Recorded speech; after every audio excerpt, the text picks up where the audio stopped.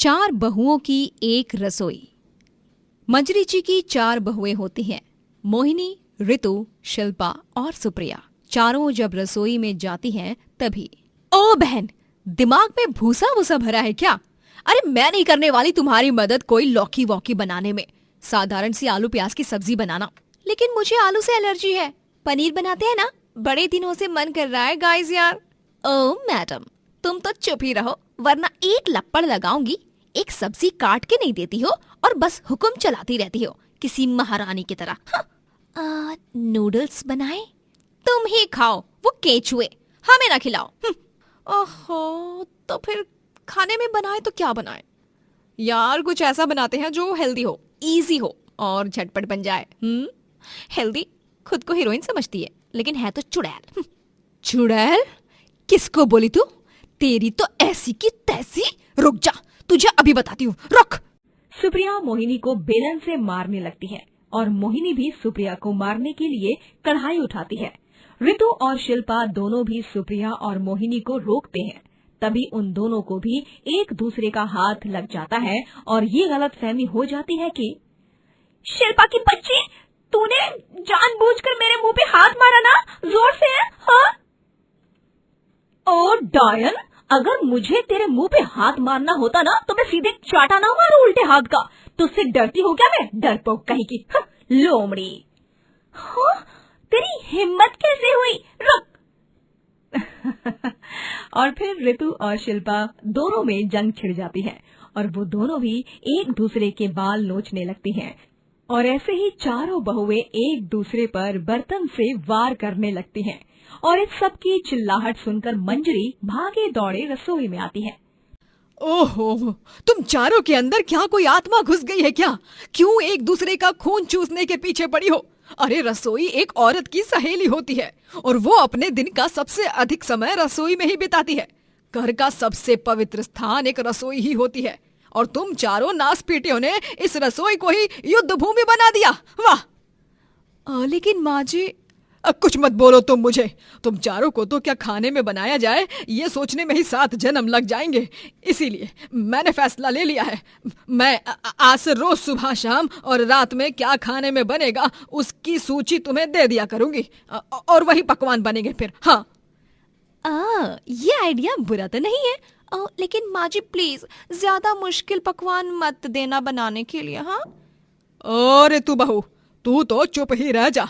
इस घर में मेरी अनुमति के बिना एक बर्तन तक यहाँ से वहाँ नहीं हिलना चाहिए। इतना सब कहकर मंजरी चली जाती है और अब चारों बहुएं ही चिंताग्रस्त हो जाती हैं क्योंकि उन्हें तो कुछ भी ठीक से बनाना नहीं आता। तभी सब गहरी सोच में पड़ जाती हैं और फिर मोहिनी के दिमाग में एक विचार आता है। सुनो, हमारे पति वैसे भी माँ जी के गल्ले में रोज पैसे डालते हैं, तो हम उन्हीं पैसों को रोज गुल्लक का ताला खोलकर उसमें से निकालेंगे और फिर बाहर से खाना मंगवाया करेंगे और हमारी बेचारी सास मंजरी देवी को तो इस बात की भनक भी नहीं पड़ेगी। हाँ यार, ये तो सॉलिड आइडिया है। इससे तो हमारे कुछ पैसे खर्च भी नहीं होंगे, जो भी होंगे माँ जी के होंगे और हम चारों बहुओं की रसोई की लाज भी बनी रहेगी। फिर चारों बहुएं मंजरी के गुल्लक के ताले को तोड़कर उसमें से रोजाना पैसे निकालती और छुप छुप कर बाहर से खाना मंगवाती और उसे ही सबको परोस कर देती। सास मंजरी, ससुर इंद्रनील और चारों बहुओं के पतियों को जरा भी शक नहीं होता कि वो सारा खाना रेस्टोरेंट से आया है। वाह वाह बहुओं, लगता है चारों ने YouTube पर ऑनलाइन कुकिंग के वीडियो देखना शुरू किया है। हाँ पापा, खाना सच में बढ़िया बना है। हाँ, और ये बर्फी पे तो मेरा दिल आ गया। रोज ऐसी बर्फी मिल जाए तो जीवन तो यहाँ धरती लोक पर ही स्वर्ग लोक जैसा बन जाएगा। बहुएं आपस में फुसफुसाती हैं। अब इन बेचारों को क्या बताएं, ये सारा खाना हमने नहीं किसी और ने बनाया है। शांत बैठ जाओ ऋतु, मरवाएगी क्या? ओह हाँ, सॉरी। बाहर का खाना मंगवाकर सब घर वालों को उल्लू बनाने का सिलसिला यूं ही कायम रहता है। दिन गुजर जाते हैं और चारों बहुएं अब सास की सेवा करके थक गई थी और उन्हें आराम करना था और फिर वो चारों भी झूठ मूठ में बीमार होने का नाटक करती हैं, जिसके कारण सारा काम मंजरी को ही करना पड़ा। अरे माँ, ये क्या, आप झाड़ू सफाई कर रही हैं? और आपके हाथ मसालों से भरे हुए, ऐसा क्या हो गया जो आज अचानक इतने सालों बाद आप में काम करने का जोश आ गया? जोश नहीं मेरे बच्चे, तुम चारों की प्यारी धर्म पत्नियां बिस्तर पकड़कर बैठ गई है ना। चारों भी एक साथ बीमार हो गई हैं और ऐसे में घर का सारा काम पड़ा है, इसीलिए बस सारा काम निपटा रही हूँ, और क्या करूँ। मंजरी अपनी चारों बहुओं के सेवा करने लग जाती है।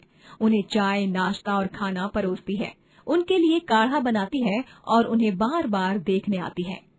और चालाक बहुएं सास की इन हरकतों को देखकर बहुत खुश होती हैं। दिल को बहुत राहत मिल रही है। माँ जी असल में देखा जाए तो इस घर की महारानी है, लेकिन आज हम चारों बहुएं ने उन्हें नौकरानी बना ही डाला। चारों बहुएं मंजरी से बहुत सारा काम करवाती हैं। माँ जी, मेरे घुटनों में बड़ा दर्द हो रहा है, प्लीज बाम से मालिश कर दो ना। ठीक है ऋतु बहू। और माँ जी, मेरा ना रसगुल्ले खाने का बड़ा मन कर रहा है। डॉक्टर ने कहा है कि बीमारी में अगर कुछ खाने का मन करे तो खा लेना चाहिए, मन नहीं मारना चाहिए। ठीक है सुप्रिया बहू, मैं बना दूंगी रसगुल्ले, फिर तुझे अच्छा भी लगेगा और थोड़ी तबीयत भी सुधर जाएगी। मंजरी ऋतु के घुटनों की मालिश करती है और रसगुल्ले बनाती है और भी कई सारे काम करती है, लेकिन चारों क्रूर बहुओं को क्या पता था कि नाटक करते करते सच में वो बीमार पड़ जाएंगे और अगली सुबह उनका पेट बहुत खराब हो जाता है।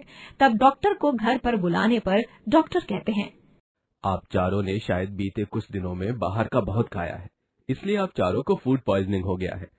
आपकी सास, आपके ससुर और आप चारों के पतियों की इम्यूनिटी स्ट्रांग है, जिसके कारण उन्हें इस खाने से कुछ नहीं हुआ। तभी बहुओं को पता चलता है कि जिस खाने को वो बाहर से मंगवाते थे उसी की वजह से वो खुद बीमार पड़ गई हैं। हाय राम, हम चारों भी अपनी ही चाल में फंस गए। माँ जी को सच लगे, इसीलिए हम उनके गुल्लक से पैसे चुराकर रोजाना बाहर का खाना मंगवाते थे, जिसे खाकर बाकियों को तो कुछ नहीं हुआ, लेकिन हम चारों उसके शिकार हो गए। हमें थोड़े से एक्स्ट्रा एफर्ट्स लेकर अपने हाथों से ही खाना बनाना चाहिए था। स्वाद भले अच्छा नहीं होता, लेकिन घर का खाना घर का ही खाना होता है ना। मंजरी कमरे के बाहर चारों बहुओं की बातें सुन लेती है और उसे दरवाजे पर देख चारों घबरा जाती हैं और फिर भावुक होकर उससे माफी मांगती हैं। माफ कर दीजिए माँ जी, अब से हम चारों भी बिना लड़े झगड़े और बिना किसी आनाकानी के रसोई में खाना बनाएंगे। आपको इतनी तकलीफ देने के लिए हम चारों को बहुत शर्मिंदगी महसूस हो रही है माँ जी। आप हमें माफ तो कर देंगी ना माँ जी? प्लीज प्लीज प्लीज माँ जी प्लीज, हमें समझ में आ गया है, अब सब कुछ हमारी समझ में आ गया है, हमारी आंखें खुल गई हैं। माफी मत मांगो मेरी प्यारी चारों बहुओं, तुम्हें अपनी गलतियों का एहसास हो गया, यही बहुत है मेरे लिए। अगली बार से कोई बीमार होने का नाटक मत करना। और रही बात खाना बनाने की, तो इस दुनिया की हर बीवी, हर बहू के हाथों में माँ अन्नपूर्णा का वास होता है, बस वो समय के साथ उभरता है। इस तरह चारों बहुओं की अक्ल ठिकाने आती है और वो एक साथ मिलजुल कर खुशी से स्वादिष्ट खाना बनाती हैं। शीला जी की 5 बहुएं होती हैं, जिनका इकलौता पति शीला का बेटा रणधीर होता है। रणधीर ने सबसे पहले प्रीति से लव मैरिज किया। शादी के बाद रणधीर के पिताजी के परम मित्र की बेटी करीना उससे रणधीर शादी कर लेता है, क्योंकि करीना के पिताजी ने रणधीर के पिताजी की बहुत देखरेख की होती है मुसीबत भरे समय में, और उसी का कर्ज चुकाने के लिए उसने ये शादी की। उसके बाद एक तूफानी रात में उसे उसके बचपन की सहेली चांदनी मिलती है, जो बुरी अवस्था में होती है, और उसे सहारा देने के लिए और समाज में जगह देने की खातिर वो उससे ब्याह कर कर घर ले आता है। और फिर चौथी बार वो जाने अनजाने में एक गांव में फंस जाता है, जहां के लोग जबरदस्ती उसकी एक गांव की लड़की रज्जो संग शादी करा देते हैं। अब जब संतानी सुख की बात आती है, तब उसे पता चलता है कि चारों बीवियां बांझ हैं, तो वो 5वीं बार अंजलि से शादी करता है बच्चा पैदा करने के लिए। अब देखते हैं क्या हाल होता है इन 5 बहुओं के एक पति का। अरे ओ हमार 5 कल मुही बहुरियो कहाँ मर गई? तनिक नाश्ता तो दे दे। हैं? का अपनी सास को जान से मारने का इरादा है का? खान पान ना दे के? तभी 5 बहुएं वहाँ पर आती हैं और बोलती हैं, जी नहीं सासू माँ, ऐसी बात नहीं है। वो क्या है ना, कल रात को हम और रणधीर जी देर तक जागे थे, एक ही कमरे में थे। क्या? रणधीर जी? और वो भी तुम्हारे साथ? हाय मोरी मैया, ये तो अच्छा ना ही हुआ। और नहीं तो क्या, रणधीर जी ने मुझ संग शादी की है क्योंकि तुम चारों बच्चा पैदा नहीं कर सकती। लेकिन अब मैं ये क्या सुन रही हूँ, यहाँ मुझे छोड़कर रणधीर इस करीना की बच्ची के साथ रंगरलिया मना रहा है। आने दो उन्हें, आज तो उनकी खैर नहीं। ओह गॉड, माय डियर जलकुकड़ी सौतनो, इतना भी मत जलो, पहले पूरी बात तो सुन लो। अरे रणधीर जी को ऑफिस का बहुत सारा काम था और फिर मैं भी तो एक कॉमर्स स्टूडेंट हूँ, तो मैंने उनकी कुछ प्रेजेंटेशन फाइलें बनाने में मदद की बस। अच्छा अच्छा अच्छा। अरे नास पीटियों कल मुहियों, तुम लोगन को अपन पिया संग रंगरलिया मनाने की दिलचस्पी पड़ी है और यहाँ पे तुम लोगन की सास भूख के मारे मर जा रही है। उनकी तो कौनों को फिकर ही नहीं है।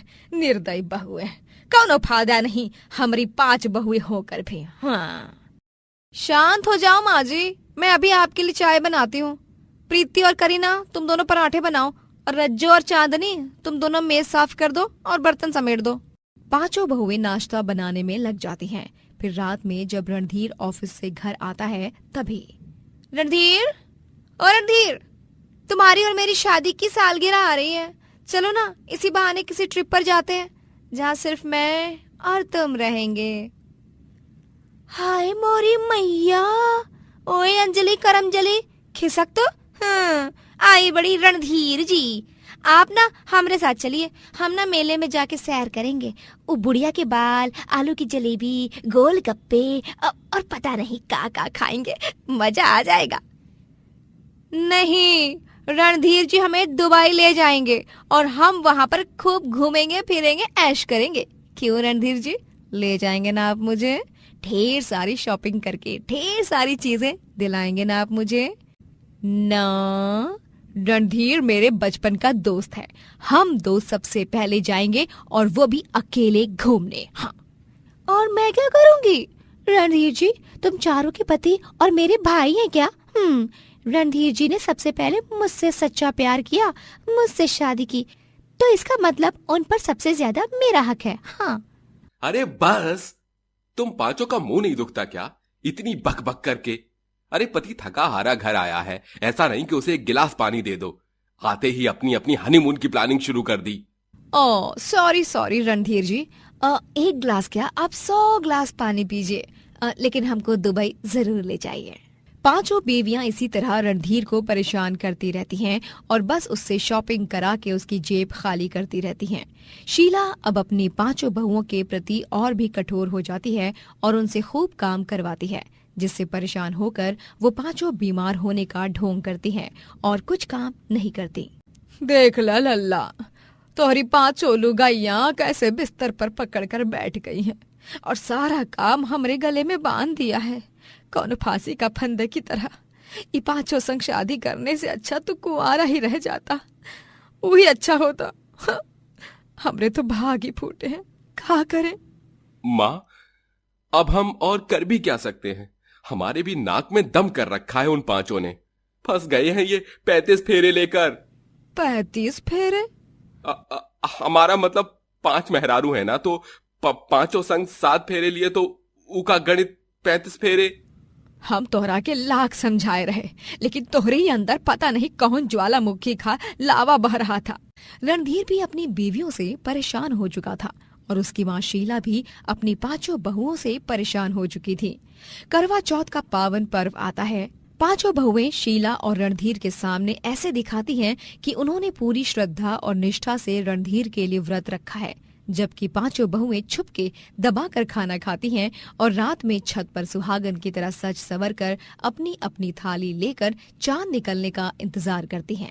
ओ बहुओं, देखो चांद आवत है। हाय मोरे मैया, रणधीर जी आइए, पहले हमारा व्रत खोलिए और हमें शगुन का तोहफा दीजिए। हमका पता है कि आप हमरे खातिर रानी हार बनवा कर लाए हैं। नहीं रणधीर जी, पहले आप हमारा व्रत खोलिए और हमारा डायमंड ज्वेलरी का वो सेट दीजिए। नहीं रणधीर जी, पहले आप मेरा व्रत तोड़िए और मुझे तोहफा दीजिए। रणधीर, तुम्हें तो पता है मैं तुमसे कितना प्यार करती हूँ और माँ जी की भी देखभाल करती हूँ, तो तुम पहले मेरा व्रत खोलो, आओ, वरना फिर चांद बादलों में छुप जाएगा। जल्दी आओ और मेरा तोहफा भी दे दो मुझे पता है कुछ एक्सपेंसिव ही लाए हो। ओ अंजलि करमजली, तो हार मतलब का है कि हम लोगन रणधीर जी से नफरत करत हैं और सासू माई पर अत्याचार। हाँ? तुम पांचों ने मेरी लंबी उम्र के लिए व्रत रखा है या अपने तोहफों के लिए? हाँ, रणधीर और शीला एक मिठाई बर्फी खाते हैं और खाने के बाद दोनों चक्कर खाकर गिर जाते हैं और जब अगली सुबह उठते हैं तो देखते हैं कि पांचों बीवियों ने पूरी तिजोरी खाली की है और उन्होंने रणधीर को लूट लिया है और भाग गई हैं। अरे नहीं, ये क्या हो गया मेरे साथ? मेरी पांचों बीवियां मुझे कंगाल करके चली गई। अब तो मैं न घर का रहा न घाट का। और कर 50 शादियां। हाँ, कल मुहा कहीं का। अब बैठ यहाँ पे रोते और पछताते हुए। ये कहानी है 3 बहुएं कालिंदी, अक्षरा, लावण्या और उनकी 2 सास सरोज और इंदुमती की।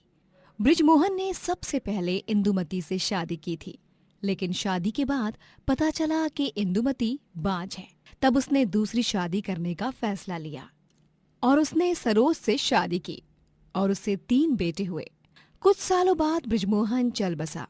अब देखते हैं क्या होता है जब 3 बहुएं और 2 सास एक ही छत के नीचे रहती हैं। तब क्या क्या बवाल होता है। ओ त्रिमूर्ति बहुओं, अरे कहाँ मर गए? कब से बुला रहे हैं हम। कानपुर में हड़ताल मच गई है क्या तुम तीनों के? अरे सोई होंगी है, गहरी नींद में, और का आवत है इन तीनों को। हाँ, तभी तीनों बहुएं वहां हाजिर हो जाती हैं।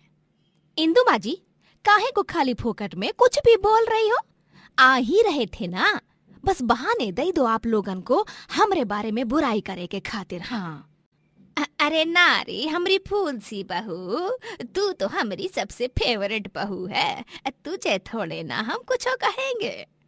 आप दोनों का भारत मिलाप हुआ हो तो आप दोनों सासू माई बताएंगे कि क्यों भोपू की तरह बजे जा रही थी आप दोनों इतनी सुबह सुबह?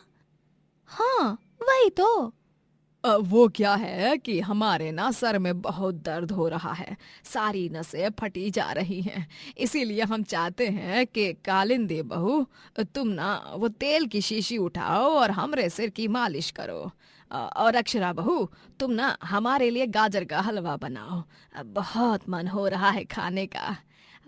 और लावण्या बहू तुम वो शाम के भोग प्रसाद को बनाने की तैयारी में लग जाओ। ठीक है सरोज माँ जी। 1 मिनट, का ठीक है? हाँ, का ठीक है? अरे ओ सरोज मैडम, ये तीनों तुमरी ही नहीं हमारी भी बहुएं हैं। हाँ, और ये तीनों वही करेंगी जो हम कहेंगे। का बहुओं? ओ इंदुमती, याददाश्त उम्र के साथ कमजोर हो जा रही है तुम्हारी। अरे भूलो मत, बृजमोहन जी ने हमसे शादी की थी क्योंकि तुम बांझ थी और इन तीनों के पति हमारे बेटे हैं। 9 महीने हमने उन्हें अपनी कोख में पाला है। हम उनकी देवकी माँ हैं, तुम तो उनकी यशोदा माँ ही ठहरी। तो जब ये तीनों हमारे बेटों की बीवियां हैं तो इन तीनों पर तुमसे ज्यादा हमारा हक है। हाँ, बस फिर क्या होना था। इसी बात पर दोनों सासों में कहासुनी शुरू हो जाती है। हाँ, तुमरी इतनी मजाल। अरे बृजमोहन जी ने तो हमसे ही प्यार किया था, उनकी पहली बीवी हम हैं और इन तीनों बहुओं पर भी पहला हक हमरा ही होगा। हाँ, नहीं, ये तीनों मेरा कहा गया काम करेंगी। नहीं, अक्षरा बहू जाओ बम ले आओ। बम? लेकिन इंदु माँ जी बम क्यों? कहाँ फोड़ना है? अरे बम, वो मालिश वाला। ओ बम, ओके। ज्यादा खी खी खी खी खू खू खू मत करो, हमरे घुटनों की मालिश करो। हाँ, और तुम कालिंदी बहू जाकर प्याज के पकौड़े तलो, और लावण्या बहू तुम हमरे कमरे की अलमारी को साफ करो, धूल बहुत जम गई है उमा। उका है फिर चूहा लोगन आके अपन डेरा जमाएंगे और हमरे महंगे महंगे सुंदर सुंदर कपड़े और बाकी का कीमती सामान खराब हो जाएगा। हमने कह दिया ना, ये तीनों बहुएं मेरी ही सुनेंगी। तभी परेशान होकर तीनों बहुएं एक ही बार में चिल्लाती हैं, बस बस बस। सरोज माँ जी, इंदु माँ जी, कितना लड़ेंगी आप हम तीनों के लिए? वही तो, हमरे तो कान के पर्दे फट गए भैया। भूलिए मत, हम तीनों भी आप ही की बहुएं हैं और आप दोनों के जो भी काम है हम तीनों आपस में मिल बांट कर उन कामों को पूरा कर लेंगे। एकदम 100% सही कह रही है जिज्जी। फिर तीनों बहुएं मिलकर दोनों सास का काम करती हैं। रात में पूरा परिवार जब साथ में खाने की मेज पर खाना खा रहा होता है, तभी कालिंदी का पति मोहित, अक्षरा का पति ओंकार और लावण्या का पति चंदन भी मौजूद होते हैं। और हमारे तीनों लल्ला कैसे हैं? कारोबार कैसा चल रहा है? आपके तीनों लल्ला एकदम लल्लन टॉप हैं सरोज माँ। और कारोबार भी एकदम फर्स्ट क्लास चल रहा है। और ये सब आप दोनों माओ के पवित्र आशीर्वाद के कारण ही है। चलो, ये तो बहुत ही ज्यादा अच्छी खबर सुनने को मिली है। मन को राहत मिल गई। जय सिया राम। सरोज और इंदुमती दोनों भी बेटों के सामने शांत रहती, लेकिन वो अपनी लड़ाइयाँ और झगड़ों से बाज नहीं आती। वो दोनों रोजाना लड़ाई करके अपनी तीनों बहुओं का जीना दुश्वार कर देती हैं। हमने कह दिया तो कह दिया, आज खाने में बैंगन का भरता ही बनेगा और तुम तीनों को हमारी बात ही माननी होगी आज। नहीं, आज खाने में कढ़ाई पनीर बनेगा। हमारे तीनों बेटों को पनीर बहुत पसंद है। तुम तो ऐसे कह रही हो जैसे कि वो तीनों तुम्हारे बेटे ही हैं और हमरे क्या, हमरे दुश्मन? हाँ, तुम तो एक नंबर की नासपीटी हो। हाँ, नासपीटी होगी तुम। बहुओं, जाओ, हमने फ्रिज में पनीर काट के रख दिया है। जाकर बढ़िया सा कढ़ाई पनीर बनाओ और अपने पतियों का दिल जीत लो। और हाँ, मक्खन डालते वक्त कोई आनाकानी मत करना। मेरे तीनों लड्डू गोपाल को मक्खन बहुत पसंद है। लेकिन हमारी बात तो सुनो इंदु माँ जी, अब बहस का है? हम तीनों के पति देवन को पनीर ही पसंद है तो बना देते हैं ना वही। काहे को इतनी सी बात का इतना बड़ा बतंगड़? हाँ। तीनों बहुएं इंदुमती को चुप कराती हैं और कढ़ाई पनीर ही बनाती हैं। दोनों सास में रोज का युद्ध तो जारी रहता है, लेकिन एक दिन तो पानी सर के ऊपर चला जाता है। मोहल्ले की विमला काकी के बेटे गिरीश की शादी होती है और उसमें जाने के लिए दोनों सास सुंदर से तैयार हो जाती हैं। वो दोनों तीनों बहुओं के पीछे हाथ धोकर पड़ जाती हैं और कहती हैं, अक्षरा बहू, लावण्या बहू, कालिंदी बहू, तुम तीनों मुझे तैयार कर दोगी? वो दिवाली के दिन जैसे तुम तीनों सजी थी, क्या मेकअप लगाया था। आहा, वैसे ही कर दो ना मेरा भी मेकअप। और हाँ अक्षरा बहू, तुम ना मेरे बालों को भी वो क्या कहते हैं, हाँ, बालों को स्टाइल कर देना। एकदम पुराने जमाने की हीरोइन सामान लगने चाहिए हम। आहा, सबकी नजर सिर्फ हम पर ही छाई होनी चाहिए। इतने में इंदुमती वहाँ आ जाती है और वो चिल्लाती है, एक मिनट, ये तीनों तुम्हारा नहीं हमारा मेकअप करेंगी। हाँ, बहुत हुआ तुम्हारा सरोज, ये तीनों हमारे बहुए हैं, हमारा कह नहीं मानेंगी। बहुओं, तुम तीनों से हम कह रहे हैं ना, आज तुम तीनों ना नुकुर नहीं कर सकती। हाँ, तुम तीनों को हमारा मेकअप करना ही होगा, वो भी हर हाल माँ। लेकिन इंदु माँ जी। लेकिन वेकिन गया तेल लेने, हमका नहीं पता। जब देखो तब आ जाती हो हमारी बहुओं के और हमारे बीच में। हैं? तुम्हें कितनी बार बताए कि इन तीनों पर सबसे ज्यादा हमारा हक है। नहीं, तुम जाओ पार्लर में, ये तीनों बहुएं तो हमारा ही मेकअप करेंगे आज। जाओ। नहीं, तुम जाओ, हम काहे जाएं? और फिर से इंदुमती और सरोज में बहस छिड़ जाती है और तीनों बहुएं इतनी परेशान हो जाती हैं कि उनका गुस्सा 7वें आसमान पर पहुंच जाता है और वो तीनों अपना बोरिया बिस्तरा बांधती हैं और घर छोड़कर जाने के लिए बाहर निकलती हैं। बस, बहुत ड्रामा देख लिया आप लोगों का, अब और ना ही सहन हो सकता है। हाँ, इसीलिए हम तीनों घर छोड़ के जा रहे हैं। अपने पतियों से जुदाई मंजूर है, लेकिन आप दोनों जैसी सास के साथ रहना, वो भी एक छत के नीचे, कतई मंजूर नहीं। हाँ, चलो निकलते हैं। तीनों बहुएं घर छोड़कर निकल ही रही होती हैं कि उतने में सरोज और इंदुमती उन्हें रोक लेती है। रुक जाओ बहुओं, रुक जाओ, हमें माफ कर दो। हम दोनों आपस में नहीं लड़ेंगे आइंदा से। हाँ बहुरियों, हमका माफ कर दो। हम फिर कब्बो कब्बो कब्बो कब्बो नहीं करेंगे ऐसा। सरोज और हम सौतन नहीं, सहेली की तरह रहेंगे। राम जी की सौगंध। हाँ। दोनों सास की बिनती को सुनकर तीनों बहुएं मान जाती हैं और फिर से घर में रुक जाती हैं और आगे से सरोज और इंदुमती झगड़े करना बिल्कुल ही बंद कर देती हैं और सब खुशी खुशी साथ रहते हैं। गगनलाल एक गरीब फल बेचने वाला था जो अपनी बीवी चंदा और छोटी बेटी वेदिका के साथ रहता था। वो दिन के 12 घंटे खड़े रहकर गली गली जाकर फल बेचता और पैसे कमाता। फल ले लो, फल ताजा ताजा ताजा बगीचे से लाए हुए फल।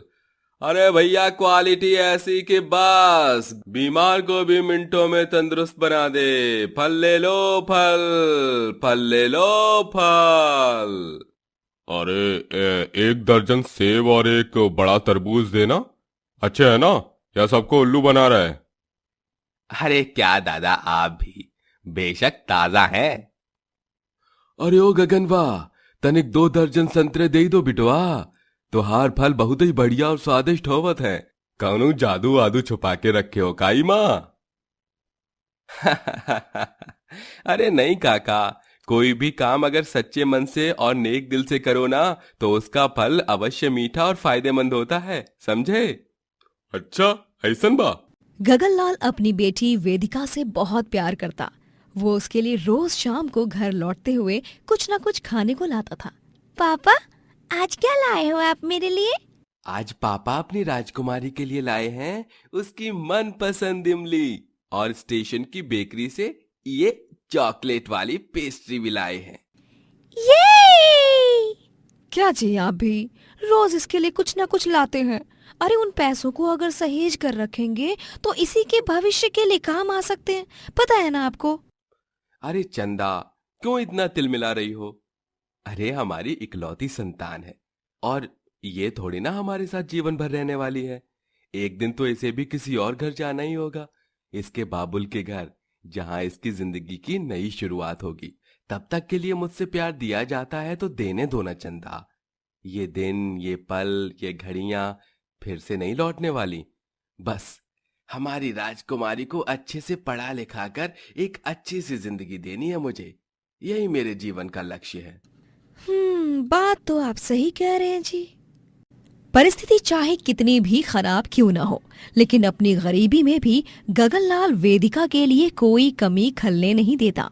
वो उसे एक अच्छे स्कूल में पढ़ने भेजता, उसके लिए बाजार से सुंदर सुंदर कपड़े लाता और उसे जो खाना हो वो भी खिलाता है। एक दिन भरी दोपहर में जब गगनलाल फल बेच रहा होता है, तभी वो अचानक से होश खोकर गिर जाता है और तभी आसपास के लोग उसे वैद्य जी के पास ले जाते हैं। स्कूल से आ रही वेदिका को ये पता चलता है, तब वो फौरन दौड़े दौड़े अपने पापा को देखने वैद्य जी के पास चली जाती है। पापा, कहाँ है मेरे पापा? ठीक तो है ना मेरे पापा? वैद्य जी, मैं यहाँ पर हूँ वेदिका। बहुत ही प्यार करत है लागत है तोहरी बिटिया तोहरे से। 5 मिनट के रास्ते को 1 मिनट में पार करके आई है यहाँ पे ही शेरनी। अरे बिटिया, तुहार पापा को कछू नहीं हुआ है, बस खाली पेट और थकावट के कारण वो बेहोश हो गई ई भयंकर तपती धूप माँ। अच्छा ये बात थी। कोई बात नहीं पापा, आप फिक्र मत करो। मैं ना कल सूरज चाचू से बोलूंगी कि थोड़ी कम धूप दे, आराम से काम कर सकोगे, है ना पापा? हाँ मेरी बच्ची। वेदिका गगनलाल का खूब ख्याल रखती है, उसे ठंडा छाछ बनाकर देती है, समय पर दवाइयाँ देती है और उसके पैरों की मालिश भी करती है। सच में चंदा, कितनी होशियार और होनहार बेटी है ना हमारी। इतनी सी उम्र में ही इतना सारा प्रेम और स्नेह। हाँ, मुझे तो कभी कभी डर सा लगता है कि कहीं हमारे और हमारी बेटी के रिश्ते को किसी की नजर ना लग जाए। ओफो चंदा, तुम भी ना। थू थू थू थू थू। लो, उतार दी नजर। अब मत घबराओ, ना तो कोई हमारे और हमारी बेटी के रिश्ते को नजर लगा रहा है और ना ही कोई उसे हमसे दूर कर रहा है। हाँ जी। समय बीत जाता है और वेदिका बड़ी हो जाती है। उसने अपने कॉलेज की पढ़ाई भी पूरी कर ली होती है। गगनलाल ने कड़ी मेहनत करके उसे इतना काबिल बनाया। वेदिका अब एक कंपनी में नौकरी कर रही थी, जहाँ पर उसे एक अमीर आदमी मिलता है जो उस कंपनी का मालिक होता है, जिसका नाम पुष्कर होता है।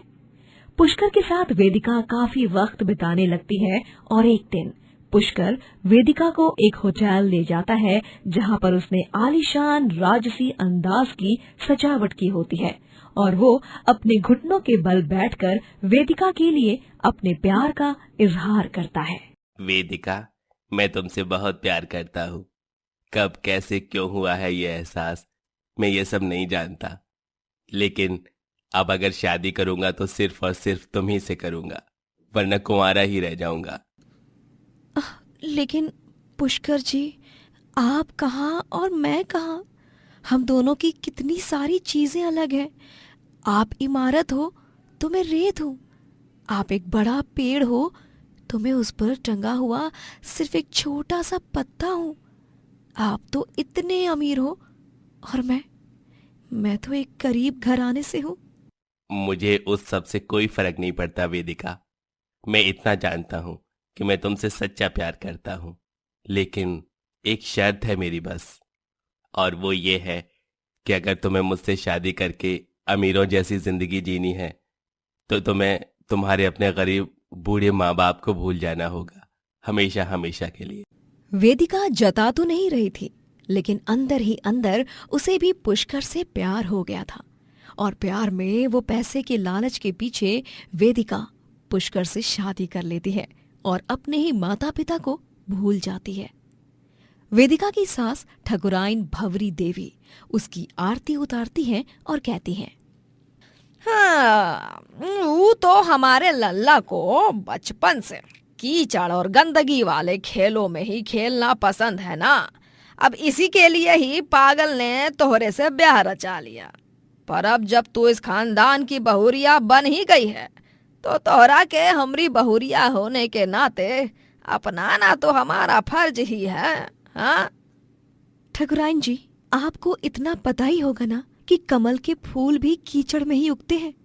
हाँ, वो तो हमें पता है कि तू कितनी मासूम दिल की है और कितनी 420। हाँ, अरे जरा दया होती ना अपन माई बाबा की तो उन्हें हमेशा हमेशा के लिए छोड़ के नहीं आती।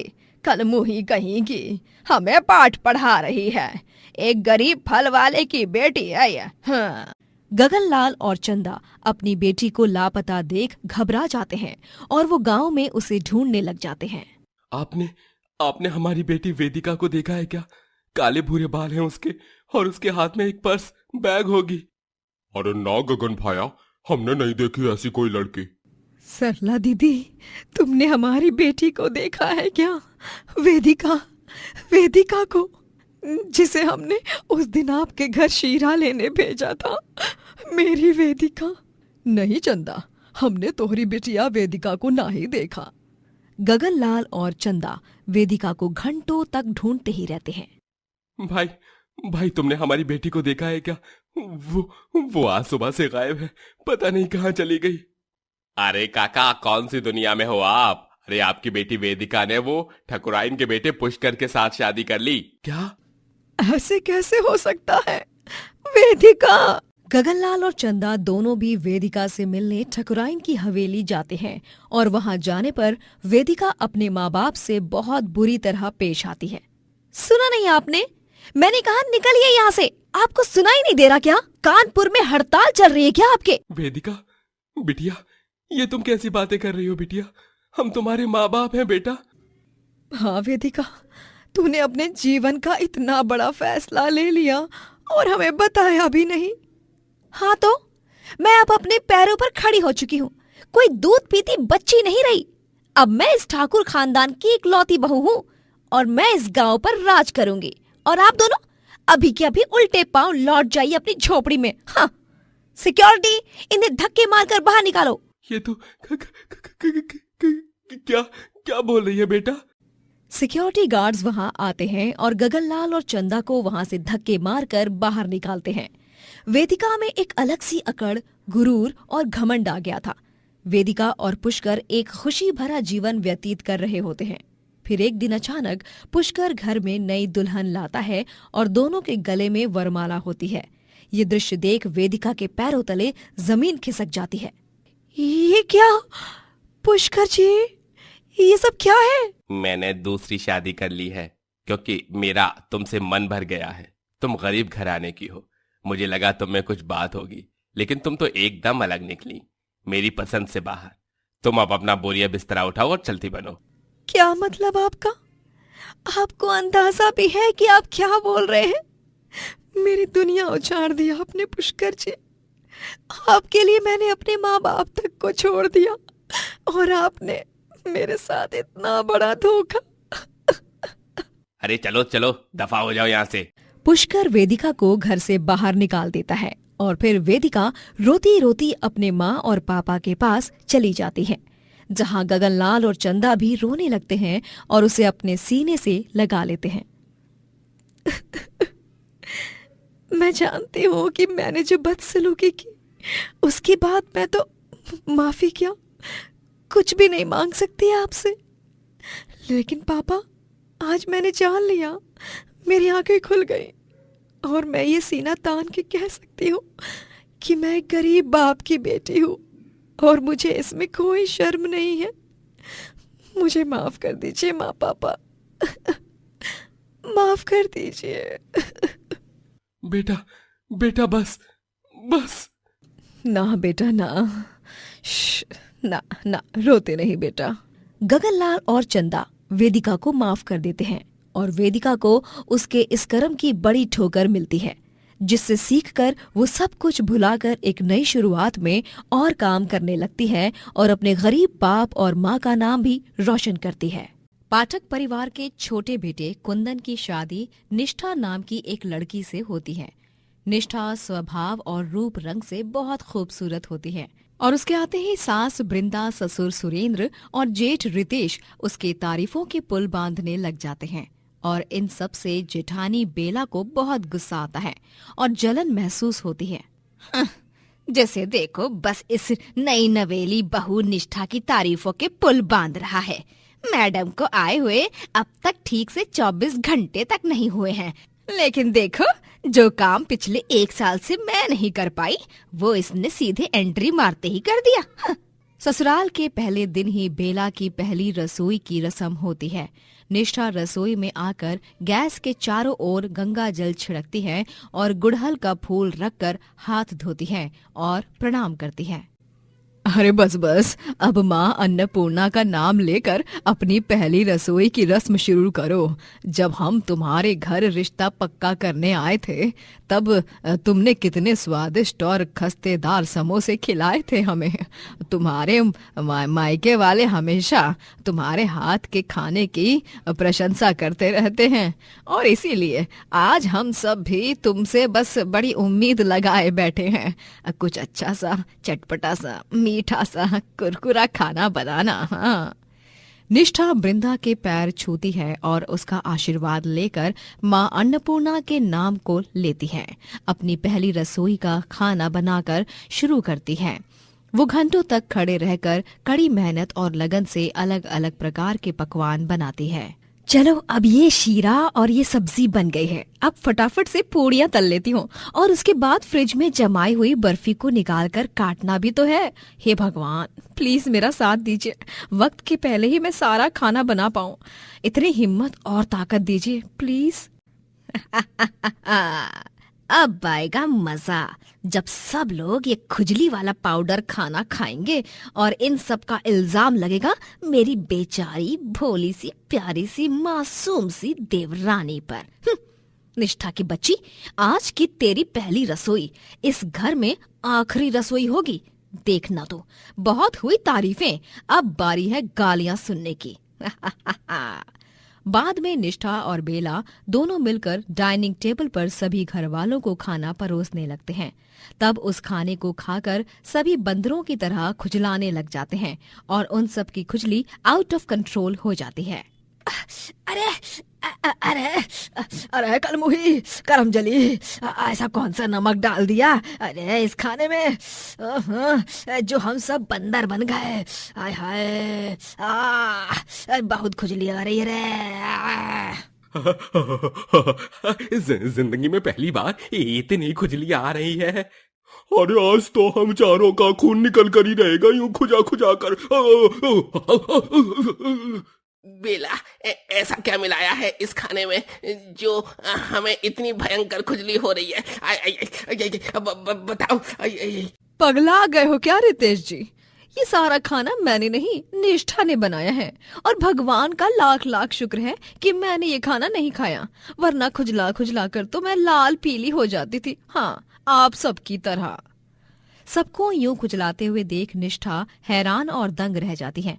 वो तुरंत अपने कमरे से एक स्प्रे लाती है और उसे सबके बदन पर छिड़क देती है, जिसके बाद उन सब की खुजली रुक जाती है। अरे निष्ठा बहू, तुझसे ये उम्मीद नहीं थी। पहली रसोई में ही हमें आधा मार डाला, खुजला खुजला के तूने हम चारों को लाल कर दिया।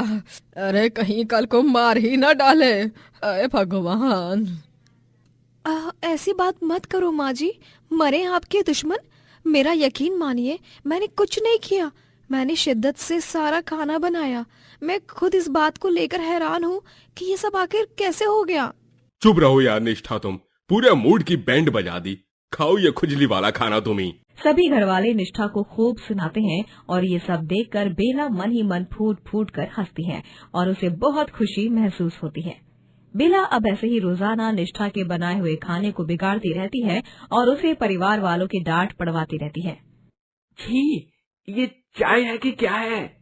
अरे नास पीटी, चाय में नमक और सब्जी में चीनी तेरी अम्मा ने डालना सिखाया था क्या है? ये मोहतरमा अपना दिमाग मायके में ही भूल आई है, इसलिए न कुछ सूझ समझ नहीं रहा। जितना अच्छा तुम्हारा बारे में एक्सपेक्ट किया था, तुम उससे भी कई गुना ज्यादा अलग निकली। हाँ निष्ठा, और वो कटोरी में जो आलू थे वो सड़े हुए आलू थे। तुमने उन्हीं के पराठे बनाए हैं। उनसे किसी का पेट दुखा तो? निष्ठा भावुक हो जाती है और सभी से कहती है, मुझे माफ कर दीजिए। मुझे खुद को ही नहीं पता कि ये सब क्या हो रहा है। मेरे साथ ऐसा क्यों हो रहा है? मैं आइंदा से ध्यान रखूंगी। तुमसे अच्छी तो मेरी बड़ी बहू बेला है, कुछ सीखो उससे। बेला बहू, तुम दोनों साथ में ही खाना बनाते हो तो इसे सही से बताया करो, क्या कैसे क्या करना चाहिए। देखो, ये बेसन का चीला, ये मूली के पराठे, फ्रूट सलाद बेला बहू ने कितना स्वादिष्ट बनाया है। और एक तुम हो। निष्ठा को बहुत बुरा लगता है और वो रसोई के एक कोने में बैठकर बहुत रोती है। बेला को ये देखकर बहुत अच्छा लगता है। रो रो और रो, तुझे यूं इस हाल में रोता बिलखते देख मेरे कलेजे को बहुत ठंडक मिल रही है। एक दिन तो बेला निष्ठा के बनाए सब्जी में इतना सारा गैस पाउडर मिला देती है कि जब सारे घर वाले उसे खाते हैं तो उन्हें गैस की दिक्कत हो जाती है और घर भर में बदबू फैल जाती है। हाय हाय, ऐसा क्या मिला दिया इस सब्जी में निष्ठा बहू कि हम सब बॉम्ब पे बॉम्ब फोड़ने जा रहे हैं। बाप रे बाप, लाइफ में पहली बार इतना नॉन स्टॉप पाद मार रहा हूँ मैं। निष्ठा, दिस इज टू मच। छी छी छी निष्ठा, देखो तुम्हारे कारण पूरे घर में ऐसा धुआं फैल गया है। गैस के कारण सबकी तबीयत खराब हो जाती है और पेट खराब हो जाता है। निष्ठा को कुछ समझ में नहीं आ रहा था कि आखिर उसके साथ क्या हो रहा था और ये सब कैसे हो रहा था। दिन ब दिन उसे सबसे इतने ताने मिलने लग जाते हैं कि वो बर्दाश्त नहीं कर पाती। उसके और कुंदन के रिश्ते में भी दरार आने लगती है और क्रूर बेला इन सब से मजा लेती रहती है। एक दिन सभी बाहर गए होते हैं और घर में सिर्फ बेला और निष्ठा ही रहते हैं। तभी जब बेला रसोई में अपने लिए चाय बना रही होती है, तभी उसका पल्लू उड़कर गैस पर चला जाता है और वो आग पकड़ लेता है। बचाओ, आग, बचाओ! बेला गला फाड़ फाड़ कर चीखने चिल्लाने लगती है और इन सब में उसके हाथ से तेल की बोतल नीचे गिर जाती है और सारा तेल फर्श पर गिर जाता है और पल्लू की आग अब फर्श पर भी आ जाती है और पूरी रसोई में चारों तरफ आग लग जाती है। तभी वहाँ निष्ठा पहुँचती है और ये दृश्य देखकर वो एकदम से भौचक्का हो जाती है। आग! अरे कोई मुझे बचाओ, मैं आग में फंस गई हूँ। बचाओ रितेश जी, माँ जी बचाओ ना। बेला दीदी आप घबराइए मत, बस हिम्मत मत हारिए, मैं आपको बचा कर रहूंगी। निष्ठा फौरन पानी का पाइप नल से लगाती है और पाइप से पूरी रसोई में पानी छोड़ती है और शॉल ओढ़कर खुद आग में कूद जाती है और बेला की साड़ी पर भी पानी डालती है और उसे बचाकर आग से बाहर निकालती है। बाद में जब सब सामने आ जाते हैं तभी निष्ठा मुझे माफ कर दो, मैं आप सबको एक बात बताना चाहती हूँ। निष्ठा बुरा खाना नहीं बनाती, वो तो मैं थी जो इसके बनाए खाने में कुछ न कुछ मिलाती थी और इसे बुरा बनाती थी ताकि इसे आप सबकी डांट पड़े। लेकिन आज मुझे बचाने के लिए तुमने अपनी जान जोखिम में डाल दी। मुझे कम चोट आई और तुम्हें हर तरफ चोट आई। मुझे माफ कर दो निष्ठा, मैं हाथ जोड़ती हूँ, मुझे माफ कर दीजिए आप सभी। हाथ मत जोड़िए बेला दीदी, आपको अपनी गलती का एहसास हो गया, मेरे लिए वही बहुत है। मैं आपको अपनी बड़ी बहन की तरह मानती हूँ। आइए जपी दीजिए मुझे अब एक। निष्ठा बेला को माफ कर देती है और दोनों देवरानी जेठानी एक दूसरे के गले लगती हैं और उस दिन के बाद से दोनों भी खुशी खुशी साथ में रसोई में खाना बनाती हैं।